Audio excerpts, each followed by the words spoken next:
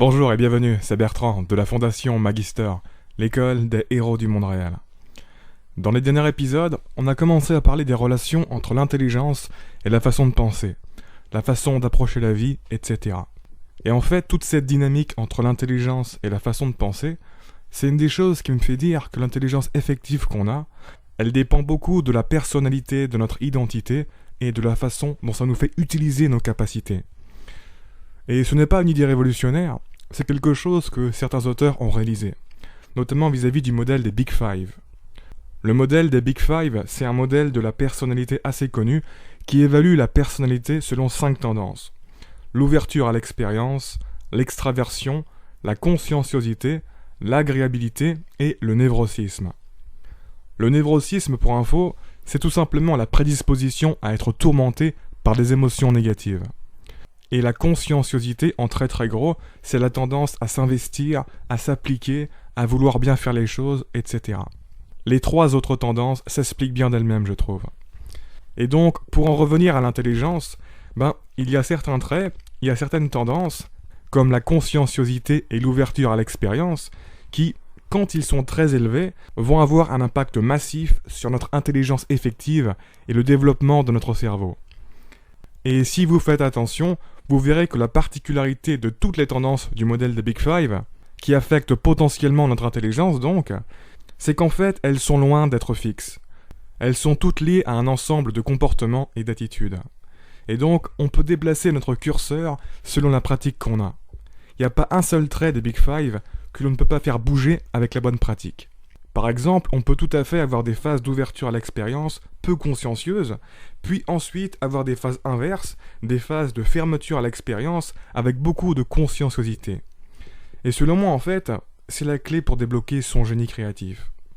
Personnellement, ce qui m'a fait bien réaliser l'impact des traits de personnalité sur l'intelligence effective et sur le développement du cerveau, et surtout l'impact de la dynamique de l'expression de ces traits de personnalité, c'est d'analyser comment je fais pour développer mes meilleures idées.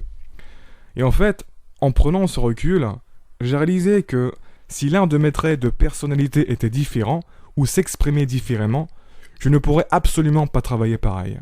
Et si je ne travaillais pas pareil, je n'aurais pas du tout eu le même développement. C'est clair et net. Je vous en reparlerai plus en détail dans un épisode ultérieur, mais mon processus créatif se résume essentiellement à faire émerger de l'ordre à partir du chaos. La plupart des gens fuient le chaos, ça les rend anxieux, alors que moi, j'ai une propension à l'apprécier. Quand ton esprit arrive à marcher sur la ligne entre l'ordre et le chaos, c'est là que ton esprit peut bouillonner et entrer dans un état de flow. État de flow dont on reparlera en détail ultérieurement, je vous ai préparé une série complète dessus. Après, le truc avec le chaos, c'est que ce n'est qu'une étape. Et il faut pousser loin pour réussir à la passer cette étape. Et donc en tirer quelque chose. Il faut s'accrocher. La raison pour laquelle j'arrive à en tirer quelque chose de manière régulière, c'est que je suis persévérant, pour ne pas dire obstiné. Le chaos, combiné à de la persévérance et de la discipline, pour réussir à trouver de l'ordre, ça peut donner de très bons résultats. Dès que mon cerveau il me dit que c'est pas possible, que c'est pas cohérent, je lui dis je m'en fous et je continue. Et ça me mène dans une suite d'idées bizarres qui me fait connecter des choses qu'on n'aurait pas intentionnellement eu idée de connecter. Je me permets d'y penser en fait, je rentre dans le tas même si ça me semble impossible. Je ne m'accroche jamais à mes croyances, je n'essaie pas de les maintenir pour préserver la cohérence de ma réalité. Parce que vous savez, moi je suis le genre de gars qui se dit « Attends une minute ». Il y a à peine 200 ans, la théorie de l'évolution, on ne comprenait pas ce concept. Ce qui veut dire que pendant tout ce temps, toute l'humanité a vécu des milliers et des milliers d'années en civilisation organisée, en passant à côté d'un concept aussi fondamental sur la vie et sur notre nature. Ce mammouth de concept nous a complètement échappé. Ce qui veut dire que de base, on est vachement entranché dans nos conceptions, à un niveau qu'on n'imagine même pas. Et du coup, je me demande quels autres mammouths on est en train de rater aujourd'hui à cause des œillères de notre dogmatisme. Parce qu'il y en a forcément d'autres. Et donc, en ne s'accrochant jamais à nos croyances, en gardant cette ouverture et cette flexibilité intentionnelle, petit à petit, ça conditionne le cerveau à changer sa façon de penser, à changer sa façon de filtrer les informations. Mon esprit actuellement, il est zéro filtre. Donc j'ai plein d'idées qui me viennent à l'esprit. Ça fleurit un max. Et c'est ça qui me permet de faire toutes ces vidéos. Mais si je suis comme ça, c'est essentiellement parce que je me suis entraîné à être comme ça. J'ai pratiqué le non-filtrage. Parce que les idées, au fond, qu'est-ce que c'est? C'est juste des nouvelles connexions entre des idées qu'on a déjà. Il n'y a pas vraiment de limite.